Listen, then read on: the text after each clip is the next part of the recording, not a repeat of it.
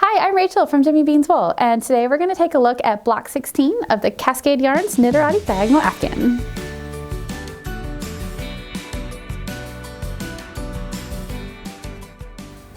All right, here we have block 16, and this block, as you can see, is really just made up of knits and purls. It's a super simple patterning, although there's a bit to keep track of here because you're creating this diagonal shape, so you have to keep track of where your garter, these are actually garter ridges it looks like, so where your garter ridges end, because you're shifting as you move along through the pattern to create this diagonal shape.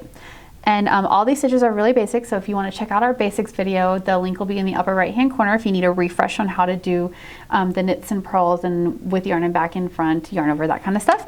But really, you really just need your basics in order to do this video, and then you get this really cool diagonal patterning out of it.